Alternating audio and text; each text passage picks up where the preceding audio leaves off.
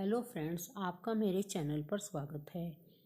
आज की कहानी का शीर्षक है दान का फल। हिंदू पुराणों में कर्मों के बारे में विस्तार से बताया गया है कि इंसान अपनी पूरी जिंदगी में जो भी धर्म कर्म करता है तो उसका फल उसको अगले जन्म में मिलता है। अच्छे कर्मों का अच्छा फल, बुरे कर्मों का बुरा फल। एक बार ऐसे ही नारद मुनि के मन में धर्म कर्म से मिलने वाले परिणामों को लेकर मन में अलग अलग विचार आने लगे।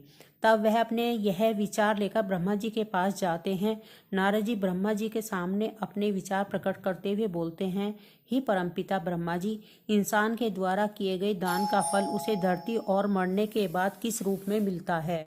तब ब्रह्मा जी नारद जी के इन सवालों का उत्तर देते हुए बोलते हैं कि नारद, जब इंसान बिना किसी लालच भाव से हमेशा के लिए किसी को कुछ देकर उसकी सहायता करता है तो इसे दान कहा जाता है। यह दान कई प्रकार के कई रूप में होते हैं। दिल से और बिना किसी लोभ के किया गया छोटे से छोटा दान भी उतना ही पुण्य माना जाता है जितना बड़ी से बड़ी वस्तु का दान। रही बात इस दान के फल की, तो उसका फल उसे मरने से पहले और मरने के बाद दोनों अवस्थाओं में मिलता है। सबसे पहले यह जान लेते हैं कि मरने के बाद कैसे दान का फल मिलता है। मरने के बाद इंसान की आत्मा को यमलोक के दूत जिस रास्ते में यमलोक ले जाते हैं, वह रास्ते दो प्रकार के होते हैं। एक बेहद सुकून भरा आरामदायक, जो अच्छी और महान आत्माओं के लिए होता है। दूसरा रास्ता बेहद कठिन होता है। उस रास्ते पर आत्मा को ठिठुरा देने वाली सर्द हवाएं चलती हैं।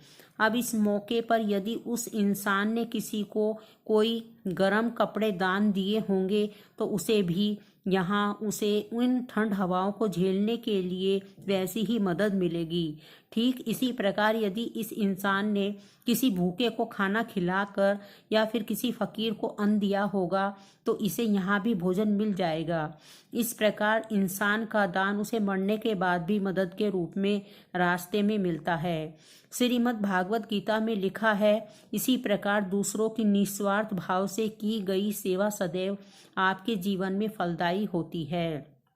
इसी सच्ची भावना के बदले में दूसरों के मुख से निकली हुई दुआ, प्रार्थना, आशीर्वाद आपके जीवन के दुख दूर कर देती है, बल्कि आपके लिए स्वर्ग के दरवाजे खोल देती है।